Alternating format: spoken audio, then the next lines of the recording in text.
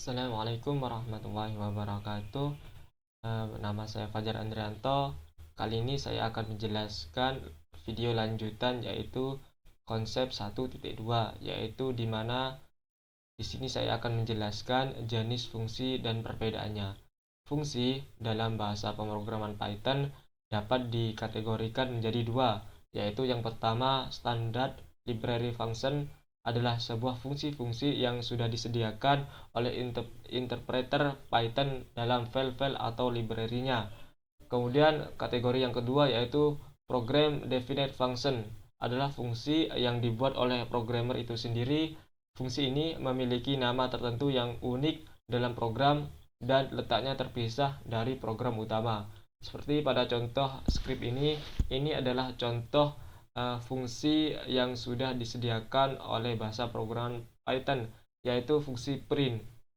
Fungsi print merupakan fungsi untuk menampilkan data. Ada banyak sekali fungsi yang sudah disediakan, misal fungsi input, kemudian kita bisa juga ada fungsi len untuk menghitung panjang data, kemudian ada fungsi max, kemudian ada fungsi min, dan juga banyak sekali fungsi-fungsi yang sudah disediakan oleh bahasa pemrograman Python.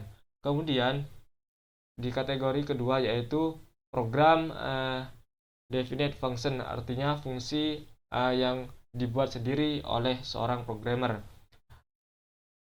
Dalam fungsi yang dibuat sendiri oleh programmer dapat ada beberapa perbedaan. Yang pertama, perbedaan pertama yaitu fungsi dengan tidak ada parameter dan juga tanpa return value.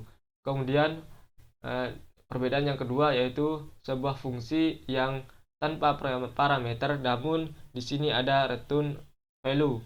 Kemudian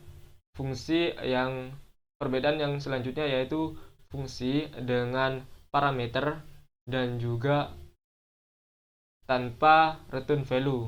Kemudian perbedaan yang selanjutnya yaitu fungsi dengan parameter dan juga disertai dengan return value.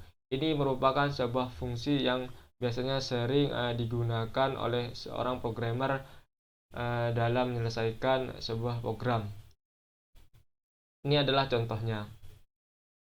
Untuk fungsi yang tanpa parameter dan return value kita bisa memanggil dengan nama fungsi dan juga dengan diikuti tanda kurung dan buka dan tutup kurung. Kemudian jika fungsi dengan tanpa parameter dan dengan return value, maka kita harus menggunakan perintah print untuk menampilkan data pada fungsi. Kemudian fungsi yang dengan parameter dan tanpa return value, kita bisa menulis nama fungsi dan juga di sini parameternya, artinya data yang akan kita inputkan pada fungsi. Kemudian fungsi dengan parameter dan juga disertai return value, maka di sini kita menggunakan perintah print juga. Kemudian kita tuliskan nama fungsinya dan dengan isi dari parameter tersebut. Mungkin itu saja ringkasan materi seputar perbedaan fungsi dan jenis-jenisnya. Sekian, wassalamualaikum warahmatullahi wabarakatuh.